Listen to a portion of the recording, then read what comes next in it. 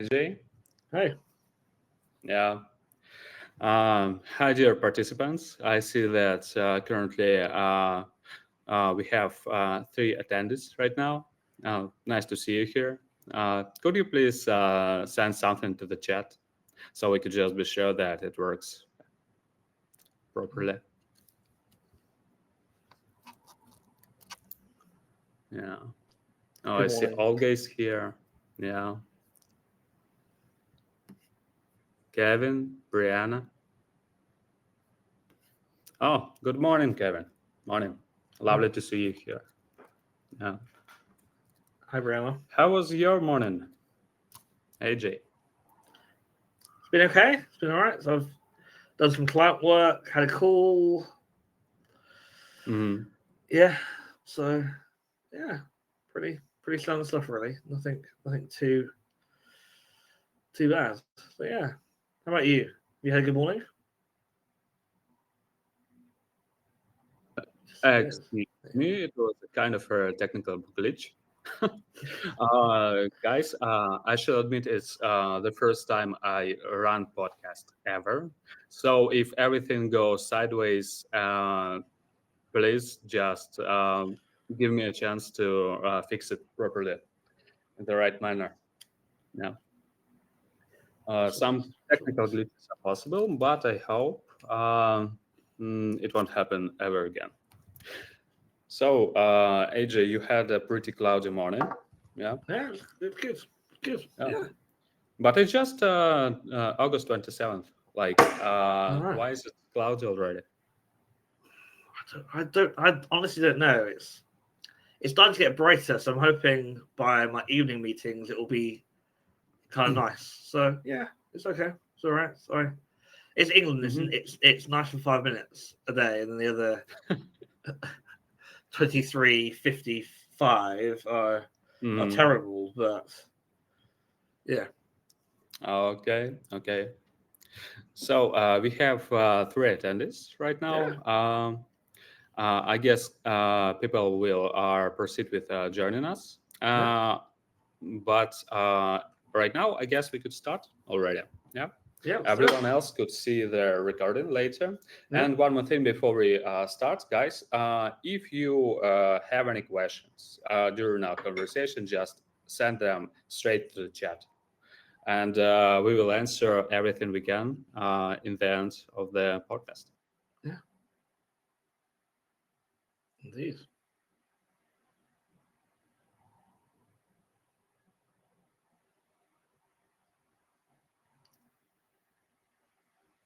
I keep losing you.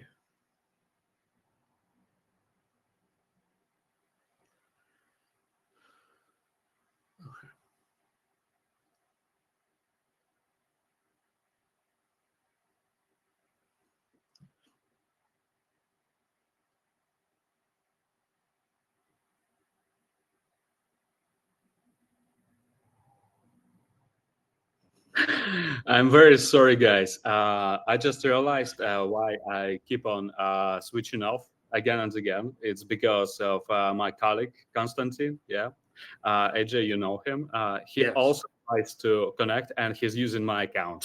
Oh right, right, right, right, And right, every right, time right. he tries to jump on the call, I have been just kicked You off. you kicked off. Ah right. Yeah. Okay. So at least I hope it looked kind of funny So when I was flying no, away it's from the good. It's window. good. It's good. It's good. Yeah. So, guys, thank you for being with us. It's Yes. really kind of funny. And let's start. First, let me to introduce myself. I'm Oleg. I'm a product manager of Sendigram, and we are the guys who right now doing the nice AI rich AI. Full of AI email marketing platform, Sendigram EMS. I guess we could talk about it a bit later, but I Yeah. don't know for this podcast to become some salesy matter. Uh, for now, I just want to introduce our guest and show my gratitude to AJ Saunders. Yeah, he's a well-known um, e-commerce growth expert, And I'd like to give a word to him so he could just share a little more of his background. Sure. So it's great to be here. I know we've had a couple of chats before that have been really, really exciting. So yeah, really, really looking forward to what we're going to talk about today. So yeah, I'm AJ. I'm based here in the UK. I've been in ecom now for over 10 years. In that time, I've started numerous stores, one of which had customers in 12 countries. I've advised people, I think, in 7 countries. Wow. On how to essentially grow and how to essentially use marketing and systems and processes to grow the business and to achieve what they're trying to achieve. Mm-hmm. So my whole philosophy is running a business is hard. Nobody wants to run a business for running a business sake. They want to run a business that's successful, that allows them to do the other things they want to in life. And so the business is the route to get them to the cash to be able to do that greater purpose. And so so that's what I spend my life doing is consulting and coaching and encouraging and facilitating and mentoring and all of this good stuff. And I have an absolute fun existence. I wouldn't change this for anyone. Okay, thank you. That's exactly why we asked you to participate in this podcast today, because a lot of people just want to kind of tune up their business and live some other life in parallel to this business. Because usually when you start a business, you give everything to it, and in the best case scenario, at some point you could just relax and live a life. But a lot of small business owners, especially, they don't have any time for this private life, for their hobbies, for anything that comes to mind, except of just spending a lot of time in front of a laptop. Correct. So, yeah. AJ, what I wanted to ask is, you work with e-commerce mainly, yes? Yep. And how big part of this marketing processes in e-commerce takes email marketing? Yeah. So for me,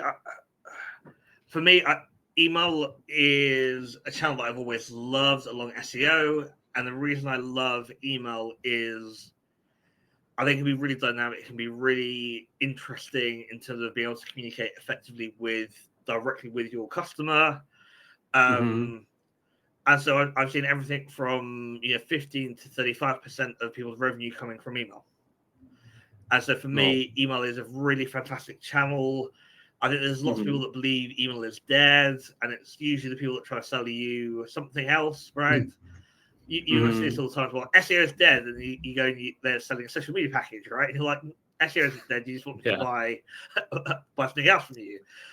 So for me, I love email because I still think it's not often about getting the message read, and that's controversial, obviously.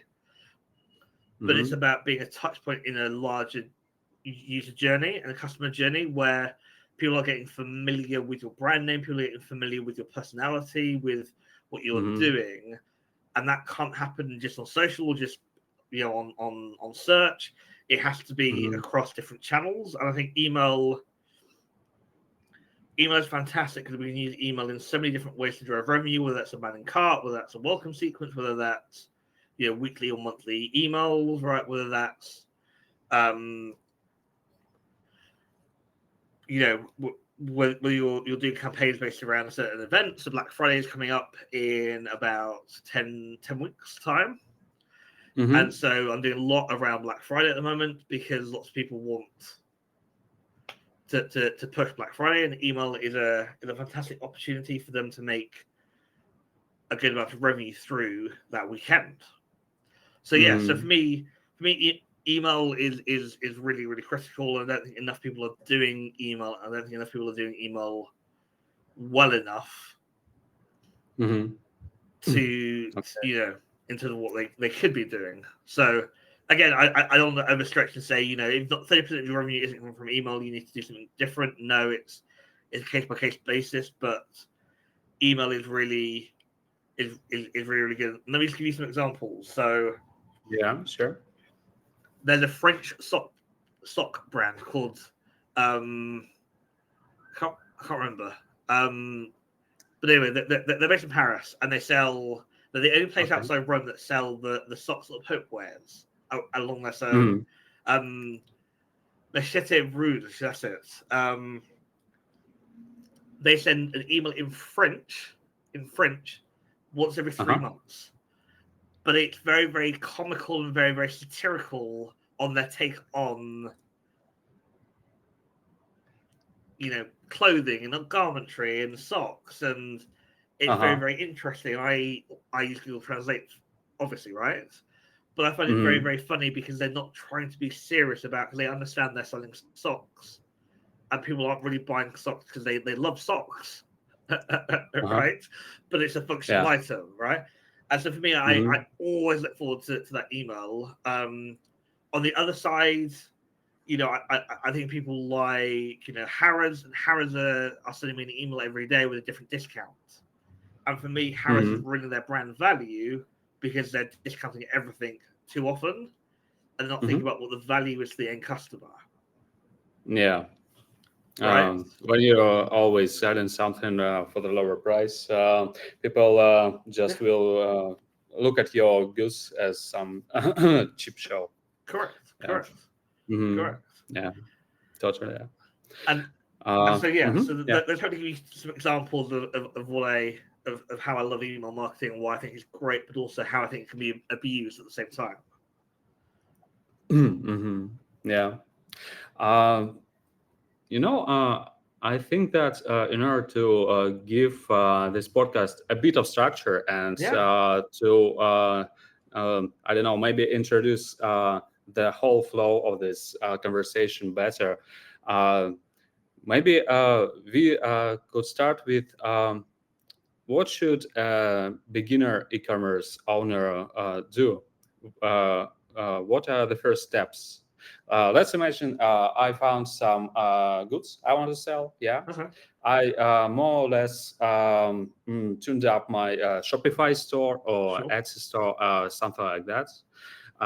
And then, I have this website. It's branded how I imagined in my wildest dreams. Maybe it looks horrible.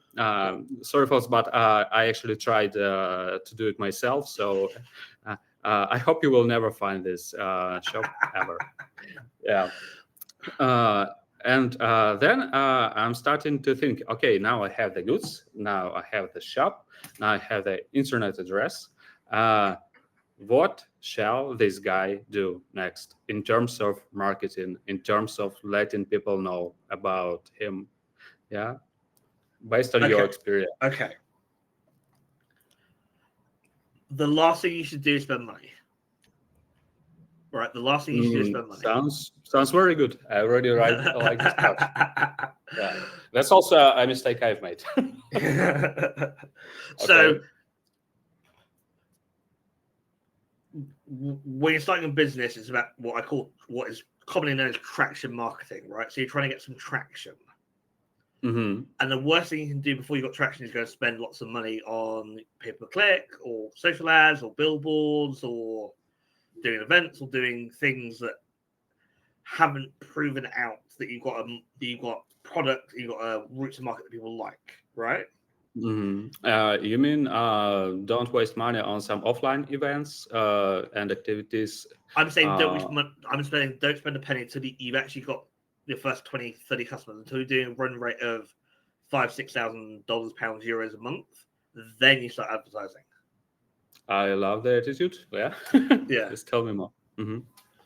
So you have to do things like, and I don't like this word. I don't like saying hustle, right? Yeah, it's kind of diminishing. Well, I think people think when I say the word hustle, they have to be sat at the computer 12 hours a day, and that's all they're doing. Whereas for me, hustling is, okay, right. We have some products sat in our spare bedroom, right? where can we go and meet people who may be interested? Can we go onto the streets? Can we go to events? Can we go and talk to, like, do a podcast? Can we, what marketing can we do? Can we post in some local Facebook groups? Can we start our own Facebook page? Can we go to Reddit and try and get some traction there? Right. All of these sorts of low-hanging kind of fruit that people want to go and spend money on that you just can't, right? I've got a friend who started a pork scratching business with his son. You understand what pork scratching is? They're kind of a crisp alternative, right? For the first 3 months, they did market stalls, where it was literally him and his son, right, selling their products. So they got the product professionally made in a factory, so it was all hygienic, it was all good. But they did stalls, right, at marketplaces. Off the back of that, they've then gone to pubs and got some wholesale clients, right? They had, this guy had a very successful business, right? And so he has the resources, he has the contacts to do this, but he hasn't spent a penny, as far as I know, on advertising, marketing, or trying to be clever. He's done things from the bottom up where he knows he can spend money effectively and efficiently and get some sales to test the market, to test the customer base, get email signups, which then will allow him to then go to the next level, right? And so it's all these sorts of things. I'm sorry. I want to ask. Please. Did you hear? What? Please go ahead. Ask. Yeah. I'm sorry. Got a question. Did your friend have any business development background? For example, Yes. Did he have some experience? Oh, okay. He has a consulting business. He's been in high level management before that, so he knows he's a very clever guy, right? Very clever guy. But rather than being stupid and say, well, I can spend my money to glory, he's gone, what is the most simplest thing that I can do to test this idea? We can do a market stall, right? We can have a D2C website. We can go and find some pubs in my local area who know me already because I drink there and trust me and will sort my products, right? That's what he's done, right? And that gives him the ability now to then do lots of great things, like build a proper Shopify store, do some email marketing, run some ads, run some retargeting, right? Try and get some celebrity influencers to promote the products and it costs money, right? All of the stuff that we would love to do, but unless you've got the foundation to do it, you can't. And this is what a lot of people get wrong, in my opinion, is they spend the money and they don't have a business, right? I'll give you another example. I've got a client at the moment who has a smart home product. They got on national TV 3 or 4 years ago and they sold out that month, right? They've never been able to replicate that month again, and it's because they did things upside down. They got a load of publicity, it was great, but they didn't think about how we actually generating market demand for our product, right? Which then validates and actually brings us cash flow month after month after month, right? Which then we can do some of this marketing stuff. So my client at the moment is actually cold calling wholesale electricians, trying to get them interested in the products. Because we realized if we get into wholesale electricians and trade shops, right, wholesalers, that we have a fighting chance of getting some cash flow in to allow us to build up the more kind of direct to consumer element of things, right? And that is what I think a lot of people don't actually think about, right? Is what is the easiest thing that I can do right here, right now to get some clients, to get some people in the door that allows me to then go and do some of this other stuff that I need money for, right? Another case in point. I'm constantly DMing people on LinkedIn to get intros to other people or to meet people or to get in front of the buyers, right? Do I like doing this? Absolutely not. Do I spend an hour a day on LinkedIn contacting people, talking to people, engaging with people? You bet, right? Because I've realized that's what I need to do at this point. I can't run ads for what I'm trying to sell, right? You have to bring as much attention to the products as possible. as possible. Yeah. Uh, Okay. one tricky question. Please. That's why I'm here. I understand. Yeah, I understand Don't make it that. easy. Go on. Yeah, I understand that proper marketers, business owners, experienced people, they always start with market research, and it's the very proper way to start something. Yeah, but I understand that a lot of other folks, they just get their hands on some goods. Yeah, maybe they just had this idea that they could sell it, and they didn't test this hypothesis properly, and now they're stuck with their newly created Shopify store with a lot of well, let's say the whole bedroom stuffed with, for example, Chinese smartphones. They want to sell. In the US. By the way, it could be a nice idea actually to sell some Chinese smartphones in the US, since they really have better cameras, for example. But it's another point. It's for free. It's for free. But what I'm trying to say, even if I find myself being this guy, not really well prepared guy, my first step still stays the same, right? Even despite this handicap, I should go to the market and research this market as deep as possible to find who could buy those stuff. No? That's why it's tricky question. So AJ, please. So a lot of people have this fantasy of doing market research, and what I mean by that is they spend a year doing market research where they go and talk to people that they already know, who already like them, and they say, well, if I was to do this, would you buy it? And they go, oh yes, because they're friends, right? They're not objective. And it's much easier to say, right, I'm looking at the market, I can see that there's no this type of product, right? And so what I'm going to do is I'm going to do like a minimal viable product and go to trade clients and see if I can sell it to trade clients. So I'm going to go to people in the forum and say, if I was able to build you X, Y, and Z and charge A for it, would you buy it? Right? The problem with spending too much time doing market research as a startup is if the market shifts dramatically, you'll have your butt handed to you, right? Right. It's the same thing, by the way, with big companies, right?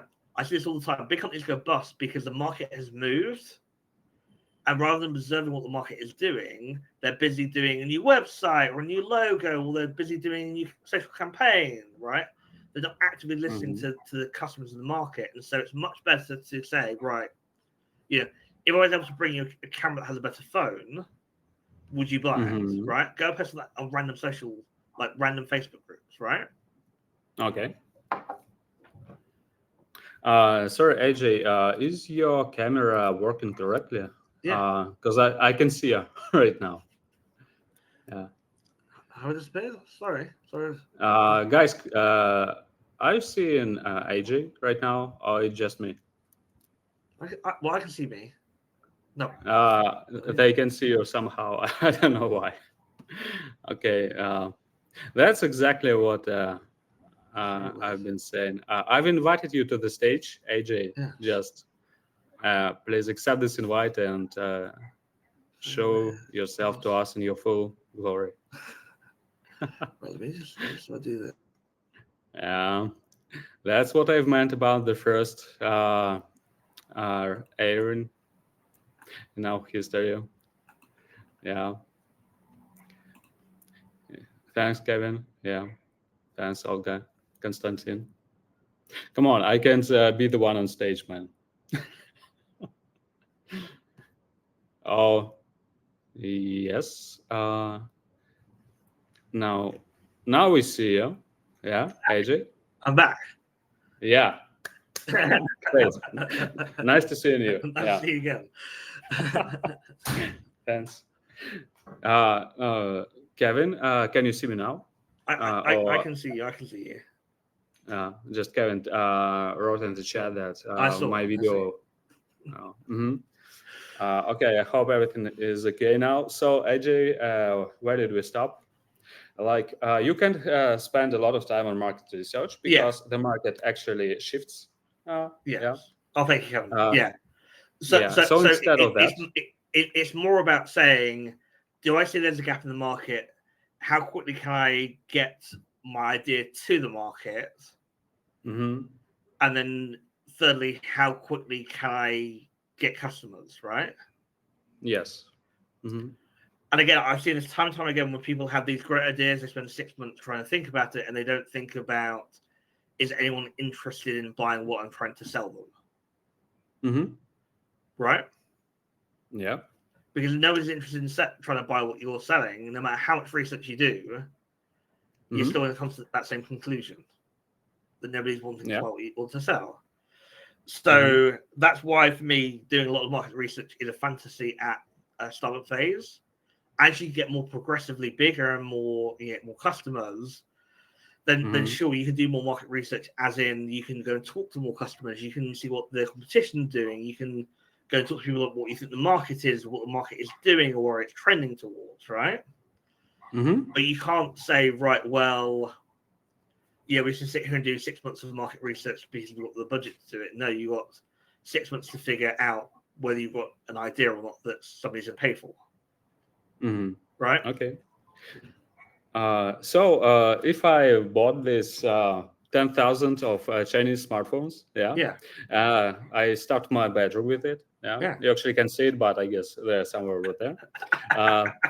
What is my next step? I don't have any time to market research. I don't have to do that. So should I just start looking for customers in areas on websites? Maybe I don't know. Maybe in real life. It sounds horrible in 2025, but okay, in real life, in order to learn them better and understand them better. Yeah. Right. Yeah. So you can do low-hanging fruit. So you can go and talk to people on local Facebook groups, right? You can start an Instagram page. You can do TikTok. You can get onto Reddit. You can get onto Amazon. You can get onto eBay. You can get onto Walmart, right? There's a dozen other marketplaces out there, right? But you get onto X or Twitter, whatever they're calling themselves this week, right? But the idea is that you go and talk to people who may be interested in what you're trying to sell, and you say to them, I have this product that does X, Y, and Z, right? And by the way, it's never features, it's the benefits. And then you go, are you open to buying that? And you see if you can make a deal. Right? What you don't do is you don't sit in your bedroom and refresh your website for the 100th time and change the logo yet again, right? You actually get that and you try and sell something to somebody. Yeah, because until you have a sell, it could be very fun to change your logo 10 times per day, actually, but not very profitable. So for me, it's that whole thing, right? It's just saying you have an idea until you make that first sell. You have an idea. You don't have a business, right? And that's true, by the way. You're selling sales training. You're selling trips to the Himalayas. You're selling, you know, phones from China, or you're selling, you spare bedroom for the week. It doesn't really matter. It only matters that you can find and convince somebody to part with some cash. Well, let's say I sold 30 of those smartphones. I have some cash in my hands already. What's next? What's next to me? So then what's next? So after you made the first couple of sales, then you can think about what comes next. So do you want more products? Do you want to do different colors? Do you want to invest in some actual paid marketing, right? You start to think about that. And so for me, oftentimes people try and get too clever, and they try and bring out some fantastic ad campaign that they spent months on without actually figuring out if that's actually selling more items. What they could do is try email marketing, right? If you've got customer data, try email marketing. Try retargeting on social, because again, you've got emails, right? You can retarget. Right? You can then start to run what is called shopping listing ads, right? So shopping listing ads, when you type in, Nike Nike shoes, right? You get all those Mm-hmm. those product images that come up underneath, right? Yep. They're ads. They won't tell Mm-hmm. you that, but they're ads, right? And so they're called direct response ads. So they're bottom of the funnel direct response ads because you're saying to that person, do you want this item or not? Click here to buy it, Mm-hmm. right? So they're at the point where they're deciding whether they should buy or not, and then you're giving them that option. And so that's why I encourage people to spend money on, because all of the above are cheap, but you still have to hustle. You still have to get out there and talk to people, and still have to get out there and convince people that what you are trying to sell is worth it. Because Mm-hmm. otherwise, people don't care, and you're just yet another person with a bedroom full of stuff that nobody wants. Yeah. And believe me that there are thousands of people all over the world that have spare bedrooms full of stuff that once was a great idea, the next Amazon, the next Microsoft, but they never actually took the steps to get off their backside and to go and talk to people and to go and do some of this basic Mm-hmm. building stuff that gave them the money to be able to advertise, gave them the money to go and raise some money, gave them the money to be able to take that leap, right? Mm-hmm. And it's because they don't do the basics from the get-go. Mm-hmm. Let's try to play this game. Yeah. What are the first three most important digital instruments? Yeah, an e-commerce guy should implement on their shop in order to not ever stop in selling something. Like I have this truck, but Yeah. it comes to my apartment every Monday and loads off another 10,000 of Chinese smartphones. Yeah, Right. and I have to get it out of my hands. Yes. Yeah. So I've made my 30 cells, for example, Yep. and what should I use right now after that? Yeah, Yeah. if it's email marketing, maybe we could talk more about that. Maybe we have forgotten about some other digital instruments or something like that. So the top three things I would recommend are an analytics package, whether that's Google Analytics, whether that's some other, but get analytics on your site as early as possible so that you can see what people are doing and how people are responding to your content. That's number one. Mm-hmm. Number two, get with an email marketing platform. So the platform that I always recommend for ecom is OmniSend, which is based in Lithuania. They're really, really, really good. They're really advanced in terms of what the software allows you to do, which for ecom is fantastic. I know you guys are bringing out your own email platform, and I'm pretty sure that in time it will be just as good as OmniSend. But at the moment, OmniSend is my go-to. And then the third piece of the third piece of software. I know. You're working around the clock. But the third piece is a help desk. The help desk that I recommend is Gorgeous. And the reason I recommend Gorgeous is you can do everything from chat box or live chat to automated canned responses to gathering data from pulling Shopify data into Gorgeous.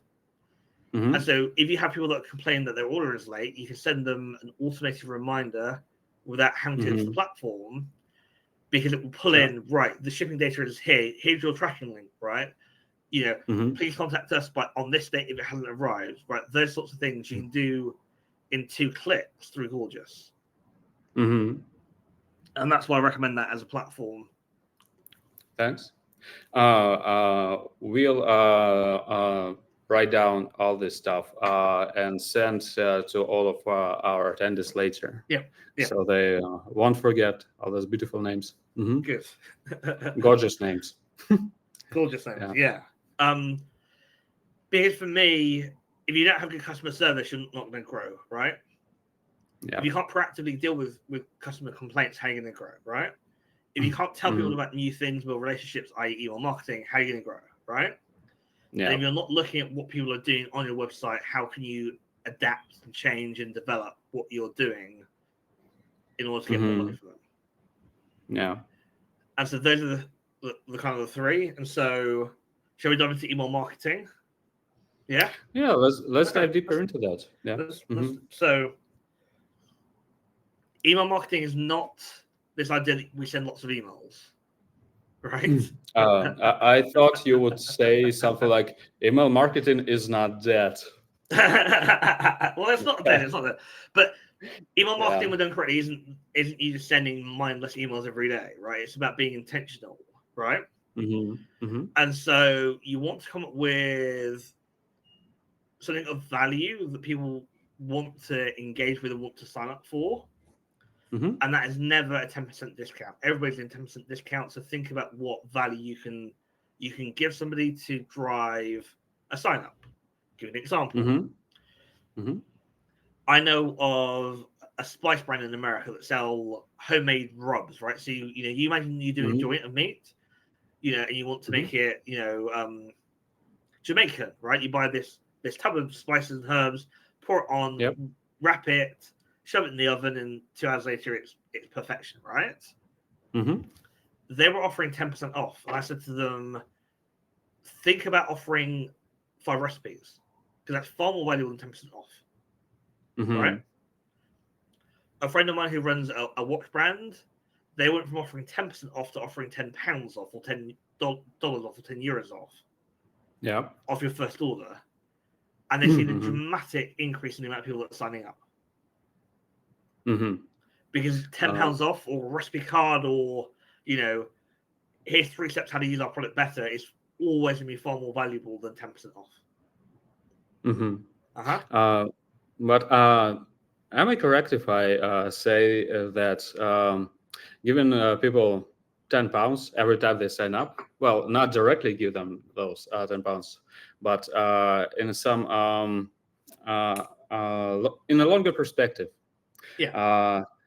people will stop seeing a value in your product if you can proceed with giving them £10 again and again and again, or 10% discounts, or something like that. Yeah. So there's a company here in the UK called Osprey London, and I'm wearing one of their belts right now. It's a fantastic belt.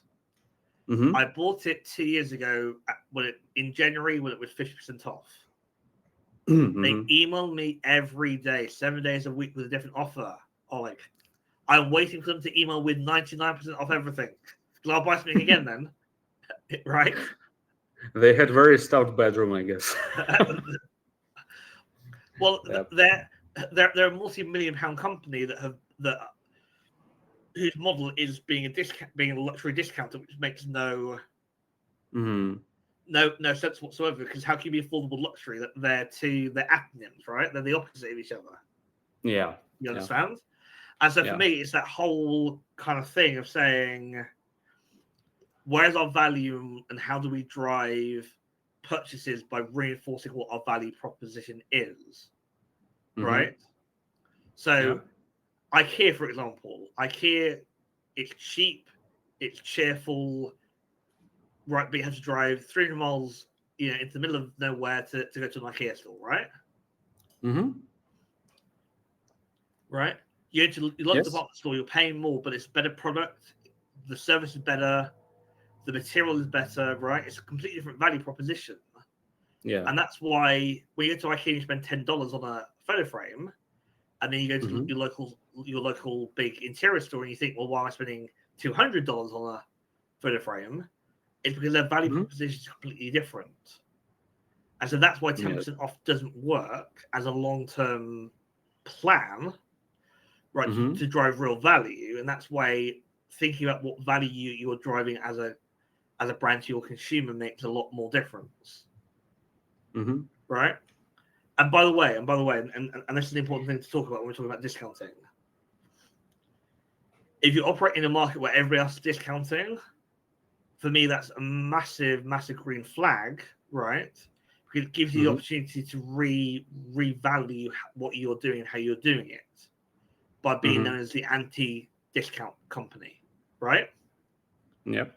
And therefore, you create position in the market for you to actually be able to push in a different direction and stand out whereas everybody else is doing discounts, and they all blend into one, and nobody can remember what they are anymore, right?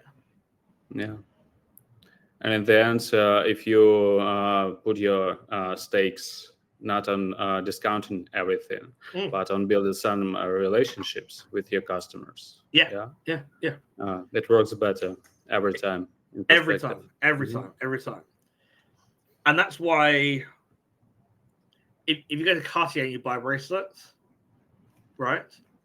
They'll note down who you are, what you came in for, what your girlfriend's name was, what she does. And so the next time you walk in, they'll know you by name, they'll know what you look like, they know what you bought last time, right? Yeah. Because they realize that you are a high value individual that's worth having a good relationship with, not because they're trying to manipulate you, but because they're trying to be efficient with how they do business. And the most efficient way is to remember you and to know who you're dealing with, right? Yep. Right. I'll give you a story. So my favorite restaurant is at a 5-star hotel, right? Every time I go there, I go there 2 or 3 times a year. Every time I go there, I want a particular table, right? Do you think they know who I am by now? Because I'm local. I go there a couple of times a year. So every time I walk in, they know what table to sit me at. They know what I'm going to ask for, right? I try every time, and you'll love this. I try every time to say something to them that will confuse them. It never works. It's annoying. I really want to confuse them. Right? It could be funny because maybe someday you will want to sit at another table, but they won't let you. Yeah. Well, exactly. Right. Okay. But I've been going there for so many years now, 11, 12 years, that they know who I am, they know what I like, they know what I dislike, they know how to contact me, right? They know what I like to sit, they know what I'm going to order, right? To the point where I bet my customer file, they will put, he comes into this particular restaurant, they have 2, right? He then goes and has tea in the library. It's a big old-fashioned manor house with a proper library with a different fireplace, with lots of books. It's amazing, right? And so I bet you on my customer file, they've written that down, so they know to anticipate that next time, right? Yeah. But by the way, I'm not a big spender, right, at that place. But I know that I go there enough times that they hopefully are write some of this stuff down, so make sure that my experience is better and better and better and better every time. So the way we can use that with email is we can use a mixture of personal emails to hey, thanks for popping into the boutique last week, or thank you for your purchase, right? And then automated campaigns where you're doing stuff like the product highlight this week is our latest model of phone from China with it's red this time, right, rather than blue like last week, right? Yeah. And so being able to mix different types of communications and different types of touch points in to your marketing mix is really, really helpful and really, really impactful if you do it the right way. If you're just being sloppy and sending out generic emails all the time or generic comms, it really doesn't work. And that's why, being able to have a CRM that links to your email service provider is so important, and it's so vital that you do, so that you can actually therefore actually personalize, expand the communications, expand the relationships, while still maintaining some automations and some regular kind of process behind the scenes. Yeah. If I may just inject my 2 cents. That's why you're here. That's why you're here.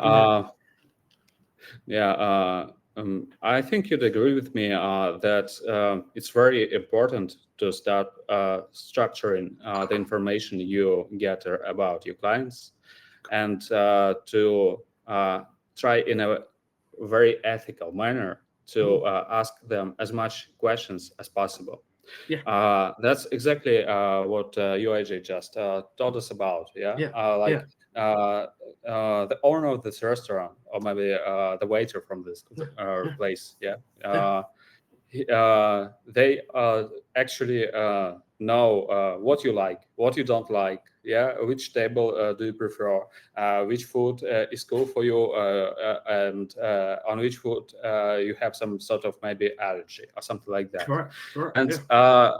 uh, I can't believe that they actually just have a great memory, and they remember everything. No. But I'm sure that they have some kind of software, or maybe just a paper book, where they just leave their marks about your behavior, your peculiarities, yeah, when your birthday is, and so on and so forth. Correct. Yeah, and that's maybe it's an obvious advice, but for me it wasn't obvious actually when I dived into this business. It was 8 years ago already. That you have to have some sort of CRM, some Correct. just to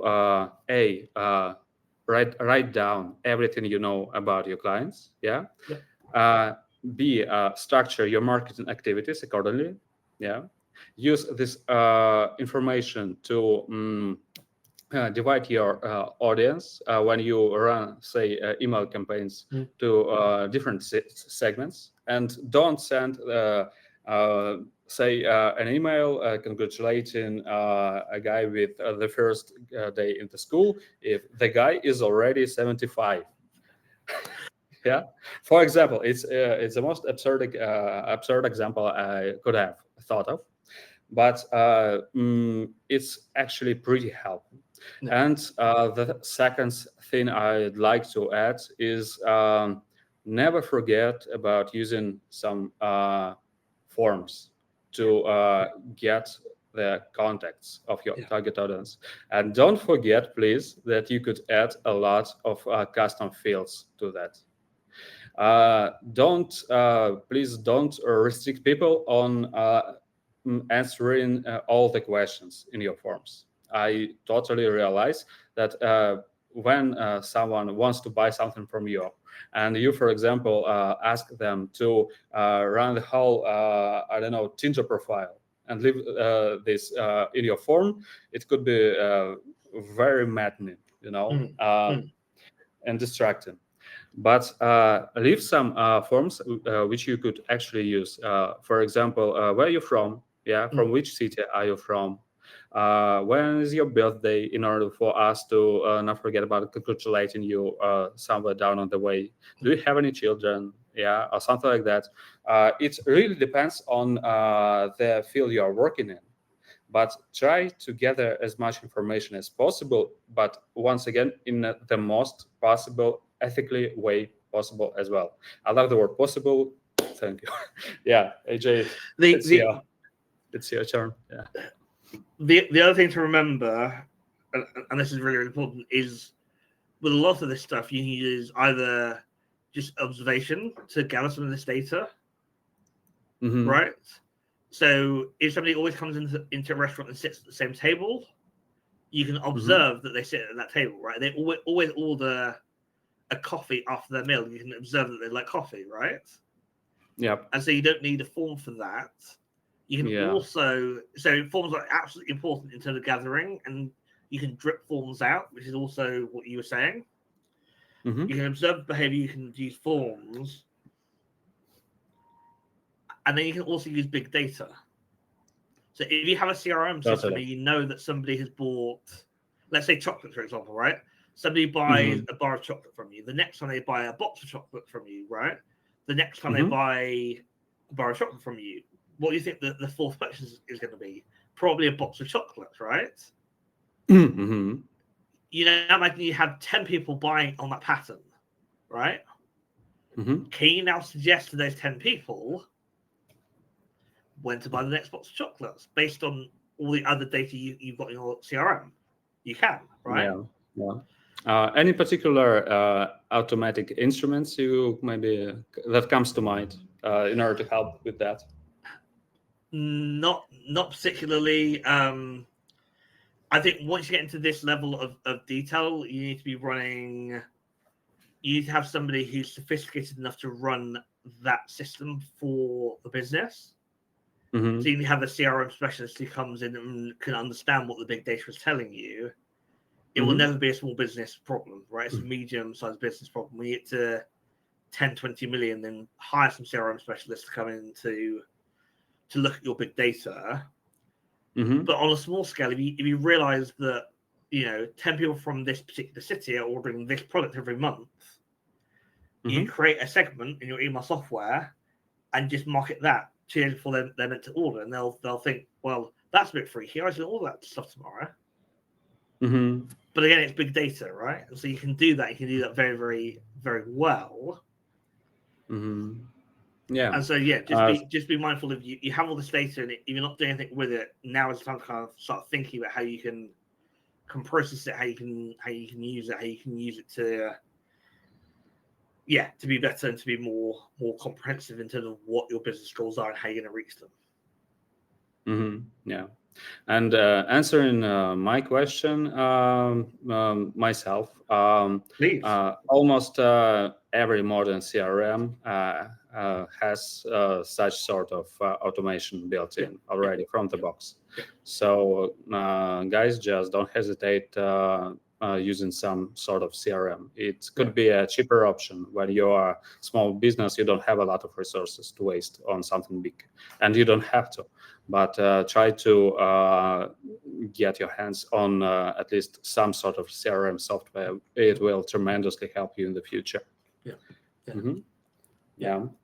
And as with all the software, even if you're using 2% of the software, it doesn't really matter, right? It's the fact that you're getting some value out of it, and that you can over time use more of the software or scale up how you're using it, or change how you're thinking about software to drive your business.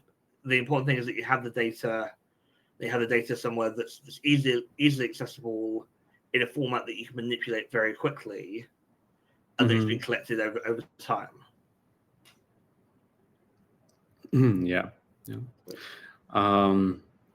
Maybe my next question could be, which email flows would you suggest to tune up first, based on your experience? So the first thing I always going to put in place is a welcome. And a welcome should follow this pattern for the best part. It should always explain why they should care, right? Who you are, what you sell, and then ask them a question. Those 4 emails, right? Never start with why we're important. Nobody cares why you're important, right?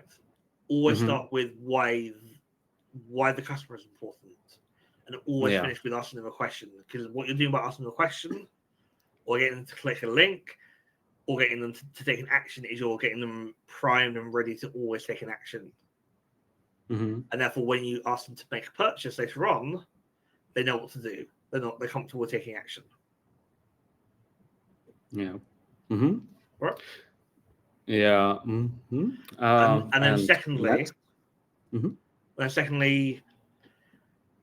lots of people talk about abandoned carts, and I think the abandoned cart flow is really, really important. But I you have another. A lot of people. Well, no. I think it's important, but I think also not enough people focus on post-purchase. So lots of people focus on 3 days after you made a purchase. Hey, give us a review. It's not 3 months out where you're the email saying, "Are you still using the product? Are you still enjoying the product? What can we learn from it?" Right? That is super important. Or we know with certain products like coffee, for example, right? We know that post-purchase, you can say to them a week after, "How was the coffee?" Right? A month after, you might be getting low. Here's a link to click to repurchase, right? And rather than having to go and fill out everything, it takes you to a pre-filled checkout form, and it's one click, right? Very good point. Yeah. Or the other thing that I like to do post-purchase is to say, right, you bought coffee beans from us a month ago. How about buying some coffee cups? Right, next month we'll try and sell you a coffee machine. The month after we'll sell you a milk thing, right? The month after that we'll sell you some barista training online, right? Something stupid, right? But we sequentially try and make you purchase more and more and more and more and more stuff. Yeah. Yeah. Mm-hmm. And that's why for me, welcome sequence and post purchase are the two most important ones. And then think about how you can do abandoned cart as the third one, but do it with a little bit of humor if you can. Because nobody, if people are busy, which they are, nobody is coming and getting excited to get an email from you saying you haven't bought something yet. Well, if you can go, whoopsie, why have you not bought this yet? It's playful, it's fun, right? And that's what people want to. You know, the most horrible thing I ever saw during my email shopping, right, is when you throw something into your cart, and then you don't forget to buy it. You haven't forgot. You just decided otherwise. Yeah. And then this robot comes to you again and again, 3 times per week, with this very strict terminatorish voice, telling you like, you forgot to kill. Sorry, Yeah, you forgot to buy this. You forgot to take this. And guys, please, I didn't forget about it. I really decided otherwise. I don't need this good. So yeah, what Ajay is saying right now is very important. Please, just use some humor. Be a bit more creative, because it will help you a lot. Sorry, Ajay, for interrupting. No, you're all good. And I think the other thing is to not, in a abandoned cart sequence, is never to offer a discount. I know of people, and you must know of people. They're horrible people. Horrible people. All of us have been those people. Those people, yeah. I know of people who will wait 14 days, right? Because they know 7 days out they get the email say you haven't purchased it. 14 days out they get the email say here's 10% off. I know of somebody. This is a true story. I kept buying from the company, and she waited a month. And she got 30% off. 30% off by waiting a month. Because they were emailing her every couple of days to say, here's 10% off. Here's 10% off. She was like, no, it's not good enough. 14 days out, here's 20% off. She was just like, I'm waiting. We're going to 30. And they did. Oh gosh, I guess such people are really good at fishing, for example. I would imagine so, yes. Yeah. So, yeah. Fun times, right? Yeah. So let's summarize the welcome sequence. Yeah. Welcome sequence, post-purchase, and then abandoned carts. And an abandoned cart. Yeah. Thanks. What about other socials? It's what I'm asking right now is not about maybe some strict structure or something. I'm really curious about that myself as a manager at Sendigram.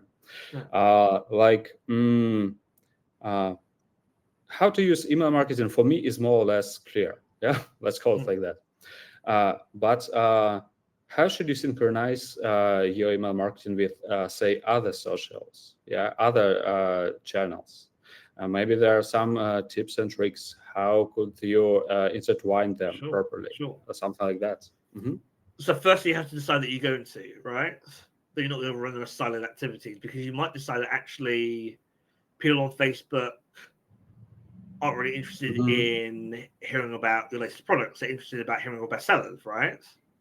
And by hearing about your bestsellers, there's no opportunity for you to do anything inventive. They just want your bestsellers, right? So therefore you have to operate in a silo, right? Whereas you might find on Instagram and your newsletter can work very, very well together, right?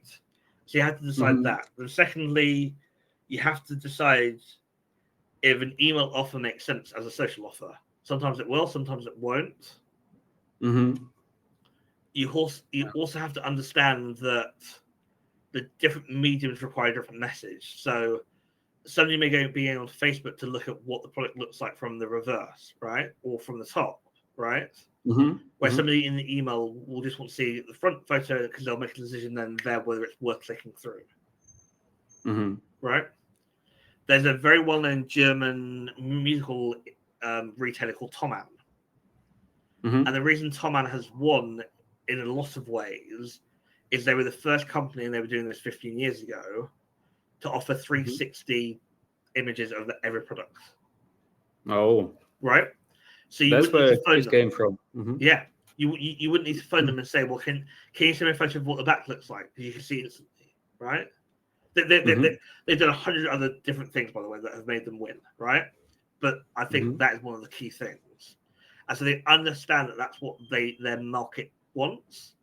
On the email, it's the front image. Because again, they understand that you want to click through. On social, it may be the front and the back, right? Or the front and the side. Yep.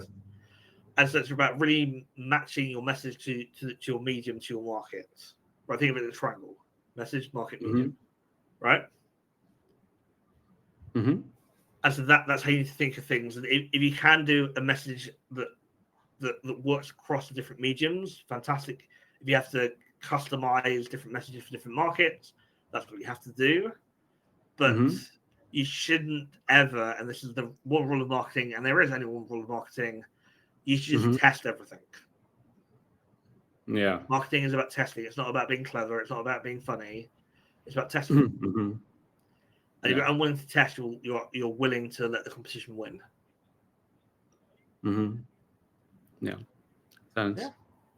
So basically, yes, we could use, say, LinkedIn for business audience. Yeah.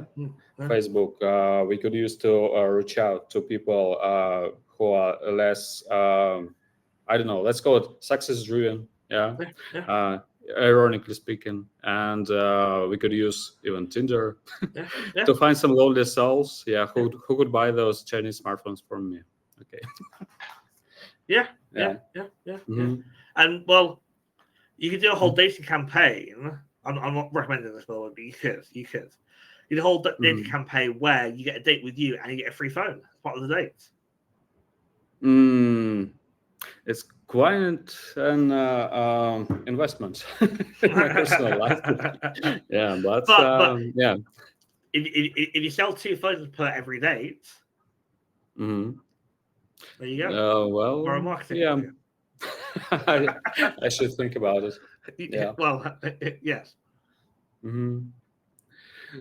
Any thoughts about what works best with email messages? Yeah, like maybe some common practices. For example, what I will sure do, and I always do, I try to implement the name of the subscriber into the message, because I don't want to go on the central square of the city I live in and just yell like, "Hey everyone!" No, I want to talk to every person privately.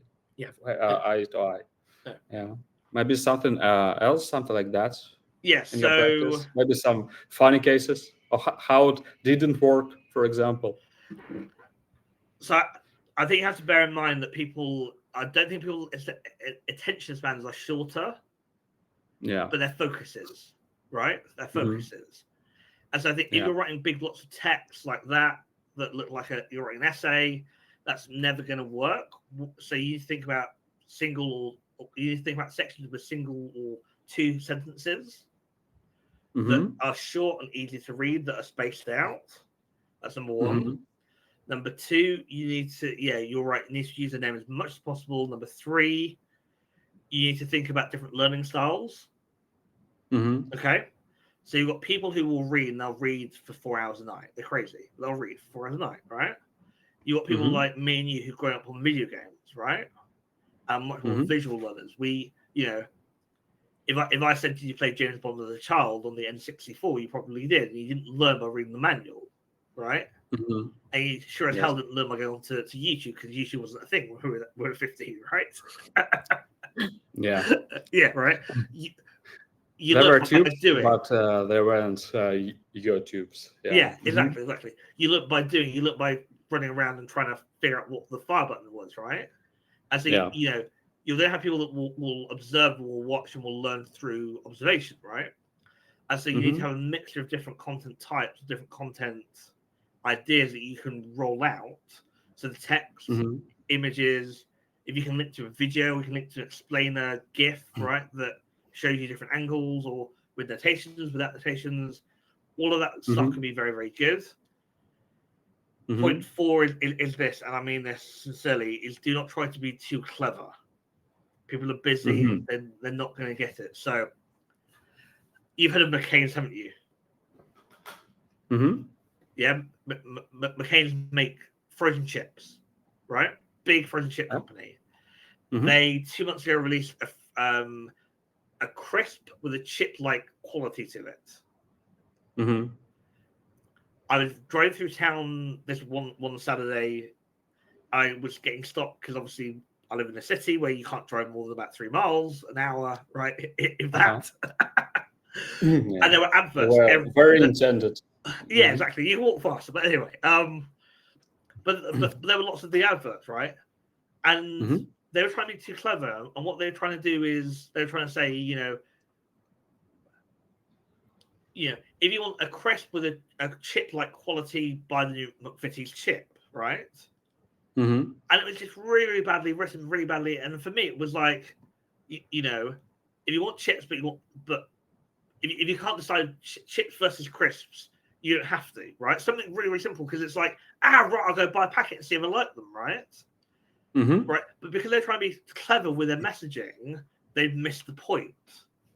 Yes. And you imagine someone sat in their car or sat on the bus at a bus stop, they're sat there for 10 seconds, right? You're going to miss the message. Yes. Right? And so don't be too clever with your message. Don't try and be too in depth. Try and think of, right, what is, if I had to explain it to a 3-year-old child, how would I explain it? Well, how would I explain it to my mum, right? Yeah. Who doesn't have any focus, doesn't have any attention span, just wants to get to the point, right? I guess the best at marketing are people who ever taught their old parents to use, for example, Facebook or Google Meet.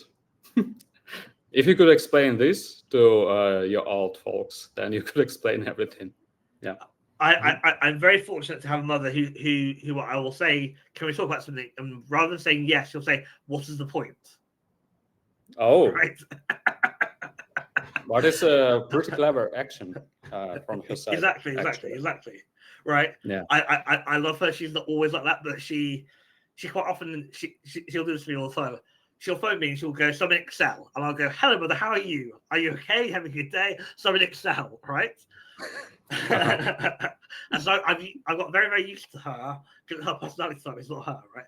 I got very used to being able to say, right, the point is you need to do X, Y, and Z. Can you follow those 3 steps, and can you get to the point where you feel comfortable enough to go and try it for yourself, right? In Excel with go to the shops or using the TV remote or whatever, right? And so for me, that has helped me dramatically when I write copy, when I'm thinking about marketing, because I always come back to 2 questions, right? One is how can I get to the point quicker? And the other question is, what do they need to believe to take the next step? I'll say that again. What do they need to believe to take the next step? If you can answer those 2 questions, you will be a great marketer. Whether it's email, whether it's social, whether it's long-form video, whether it's Snapchat, it doesn't really matter. If you can answer those 2 questions, you'll be fine. Yeah, thanks a lot.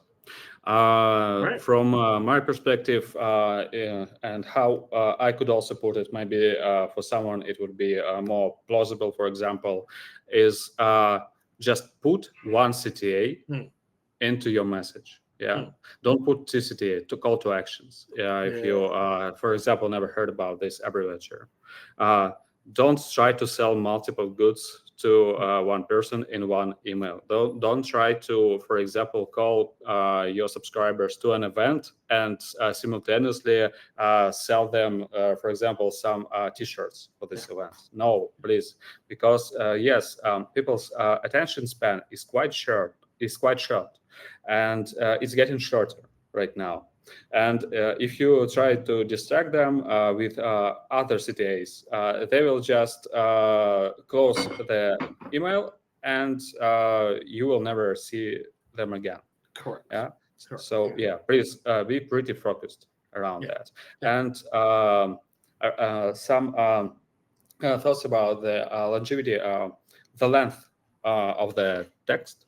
Yeah, it's like use short texts. Yeah. But I just want to share one example from earlier this month. Actually, I written an email to all of our subscribers, email subscribers, and it was about subscribing to our social networks. You see, the thing is, we are a small company. We are going to launch our email marketing platform in September. It's going to be a beta launch. We won't go big right from the first step, but we already need to tell people about what we are doing.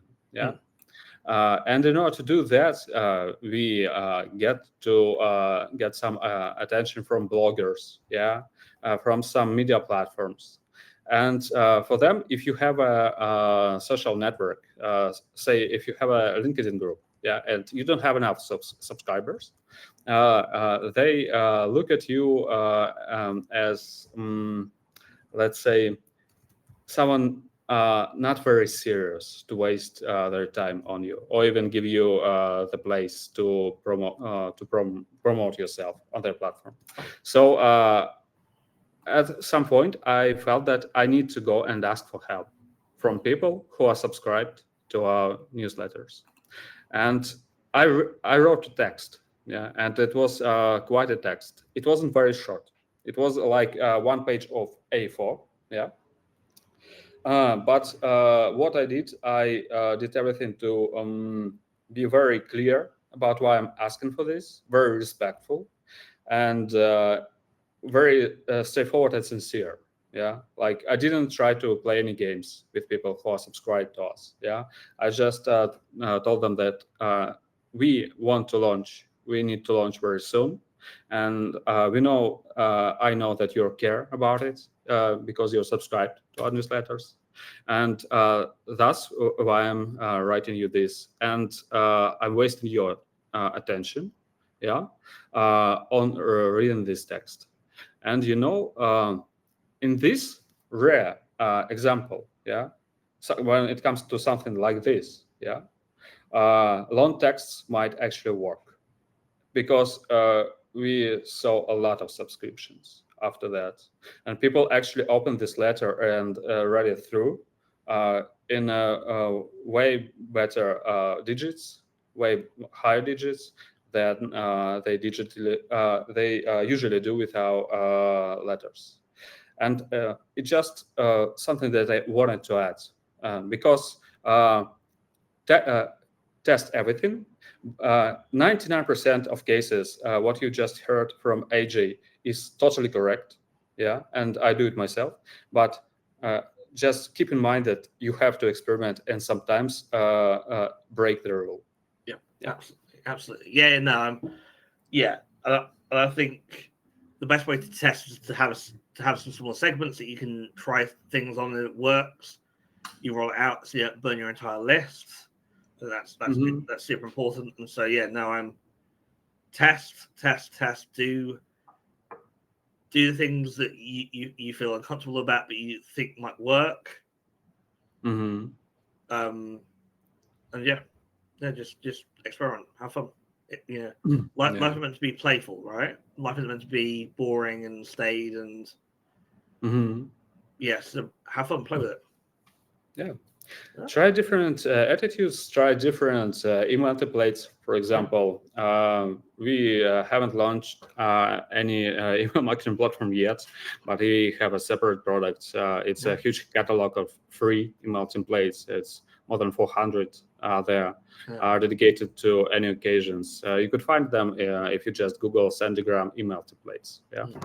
And see how you could use different designs. For example, different forms included into the template, different colors. Just don't ever stop to experiment.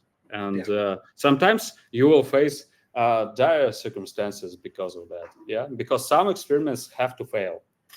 Otherwise, it won't be any point in running an experiment. But when you win for good. And it's totally is worth it.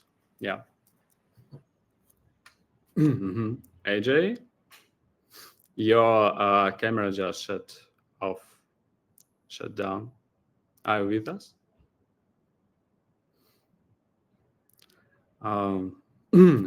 I almost thought that we could forget about glitches, but I guess not yet. Not yet. Mm-hmm. AJ, give us a sign, please, if you at least hear me. Yeah, Konstantin, thanks. Yeah, AJ, do you see me? Do you hear me? Because I see your message in the chat, right? But I don't see any video stream from you. Yeah. Mm, okay, guys. Sorry for this inconvenience. Let me just try to add AJ once again. So AJ, right now I've removed you from the stage. Yeah. And now I've sent you another invite. Just join in again, please. I still have something to talk to you. Yeah. Meanwhile, guys, if you have any questions you want to ask, just feel free to send them into the chat.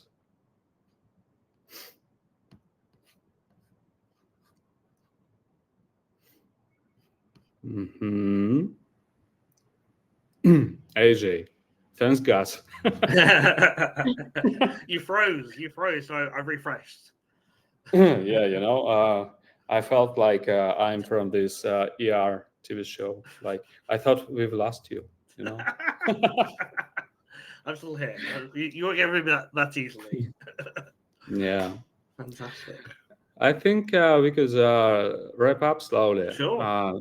The last topic I wanted to just discuss with you is very philosophical, and I just want to hear your thoughts on this whole AI implementation, AI attack. And I wanted to ask you, how do you see it affects the market, what we did, and what has changed maybe in the past year or so?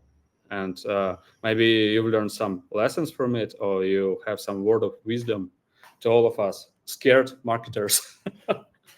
So earlier this year, I consulted with $1 billion brand in Europe on AI training for 5 weeks, and what I quickly realized with them is actually AI isn't going to change their business because they didn't have any great processes.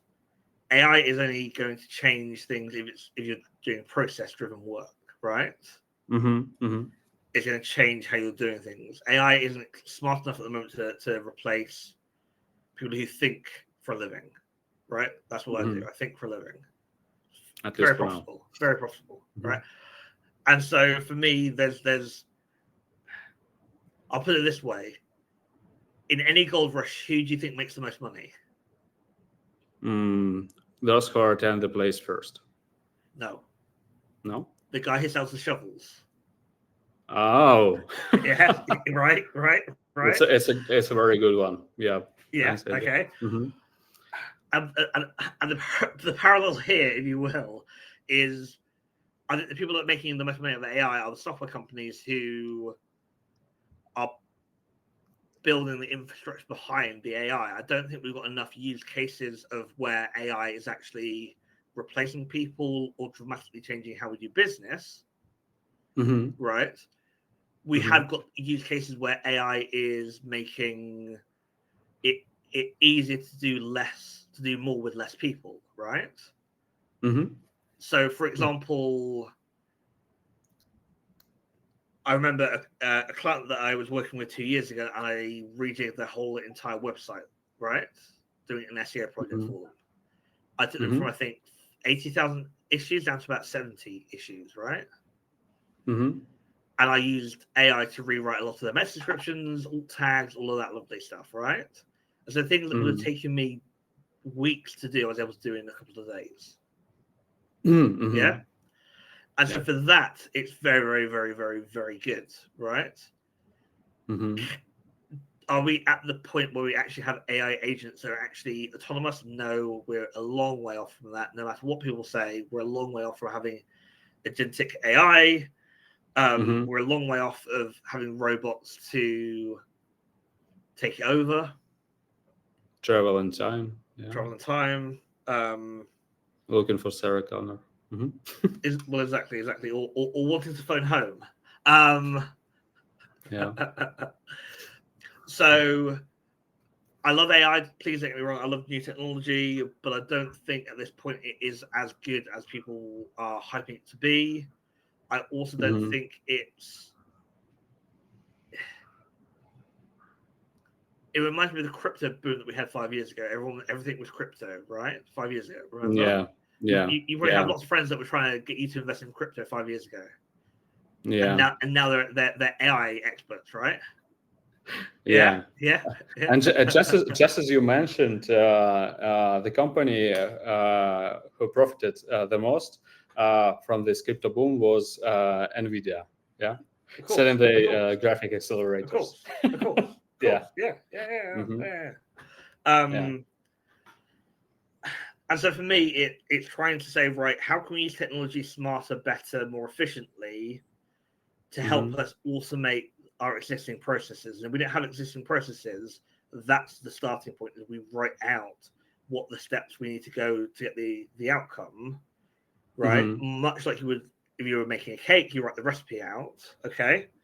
And that's what I believe people are not thinking about, and that's what the use case will end up being. I am concerned that a lot of junior jobs are going to go, especially in marketing. And that really scares me because people like me and you have learned through junior roles, from doing things badly, from having more expert people mentor us and guide us and coach us and facilitate and and all that good stuff. And if you don't have that level of people who can do that, how are you creating the leaders of tomorrow? You can't. Yeah. So that's what I'm concerned about as a professional. Is how do we create intelligent employees that have a good understanding of what we're asking them to do because they have the experience, not because they can fire up a laptop and type a prompt into chat. Yeah. I don't have an answer for that, by the way. I don't have an answer. Yeah. It reminds me of the situation from the completely different industry. There was an avia company in Nepal, which never spent a lot of time on educating their pilots. And what was worse than that is the fact that they had just, let's say, a dozen of pilots for everything. Yeah, they had 2 or 3 flights, regular flights. So it was. They thought it's okay, but it took them a pretty short amount of time to realize that their pilots were so inexperienced that almost every flight ended up with some sort of emergency. At some point, it ended up, unfortunately, with not just emergency, but a catastrophe. But what was important, and my point is, there were so low amount of pilots in the company that those pilots didn't even have a chance to properly communicate with each other and learn from other pilots. Because in big airline companies, older pilots, they always educate younger pilots, even by talking to them at a cooler, for example, in the office. When they meet once per month. But also osmosis, right? You can't get away. Sorry to interrupt, but you can't get away from just being sat in the room while this kind of work is happening, right? And just observing what's happening and learn that way, right? Yeah. No. And so, yeah, if you know, in flying, if you're not actually sat in the cockpit with somebody who's more experienced than you, who's showing you what to do, either not telling you what they're doing, Yeah. you're not going to learn. Anyway, sorry, I interrupted. Go ahead. No. It's a very good addition. Even if you don't teach someone directly, Yeah. you show the example. They could Correct. observe you Yep. and Correct. learn on your mistakes.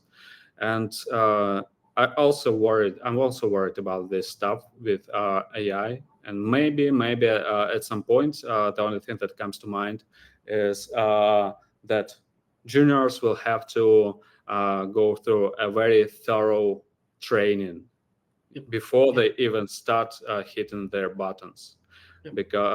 because otherwise it won't be a very beautiful picture. Yeah. It won't. And yeah, I'm just concerned that the more entrepreneurs and more business owners that I talk to, the more that I realize that what I call it institutional knowledge, right? Mm-hmm. If that makes sense to you, I'll explain. So institutional knowledge is the knowledge that you build up over the years from having good employees who do a great job, right? Yes. And so if you're not writing that stuff down and you're not passing that on when people leave, when people move, or when there's better software, for example, a lot of what makes you competitive as a small business is your institutional knowledge. And so if you don't have that, it then makes competing a lot harder. And so Yes, it's about being mindful of that situation and saying, how can we use technology to empower the next level of people? How can we use technology to facilitate growth? But also, how can we how can we marry technology and our knowledge and our wisdom and our insights to actually have a competitive advantage that other firms don't in our field? And it's not a zero-sum game, by the way. We're not talking about a zero-sum game. We're talking about having finding your niche, being able to compete relatively well within your area of expertise without everybody doing the same product, without everybody doing the same service. And that's what I think AI is gonna unfortunately could lead to, is just being AI slop, that everybody is doing the same thing in the same way. And that is really dangerous in terms of being competitive. Yeah, totally agree. So yeah. Well, let's hope we'll survive and adapt once again. Yeah. We will definitely survive. We'll definitely adapt. We'll definitely have some bigger and better opportunities. Yeah. So, well, thank you, AJ. Thank you for coming here. A lot of fun. Yeah, that was really a lot of fun for our listeners, I guess, who saw how I was glitching every now and then. Yeah, thank you for your expertise. You actually said some things that will make me think deeper about what I'm doing. Wonderful. And to all of our listeners, for ones who listen to us online, and for everyone who will listen this in the recording, thank you for attending this first ever live recording of our podcast. And we'll send the recording later alongside with links to the services and our social networks, and to AJ's social network, of course. So you could maybe contact him directly if you could use his help. And I guess you could use his help because of his always expertise. Happy to talk to people. Yeah. Always happy to help. Yeah, and the last small announcement is that, as I already said, we are launching our Sendigram email marketing platform in September. It's going to be a beta launch, and we are looking for early adopters who could try it out and see how it works, and use it heavily. Yeah. This system in September, it will be fully functional in terms of sending emails, running email campaigns. and those people just will use the most of its features for totally free. Yeah. If you want to participate in this testing, just contact me, Oleg Meissner, on LinkedIn, or contact us directly at Sendigram using the email info@sendigram.com. Yeah, info@sendigram.com. Reach out to us, and we'll figure everything out. And thank you for your help and for your participation once again. Okay, guys, have a great day. Have a great day, AJ. Have a great day yourself, and we'll talk soon. Yeah. Take care. Bye, guys. Bye. See you soon, I guess.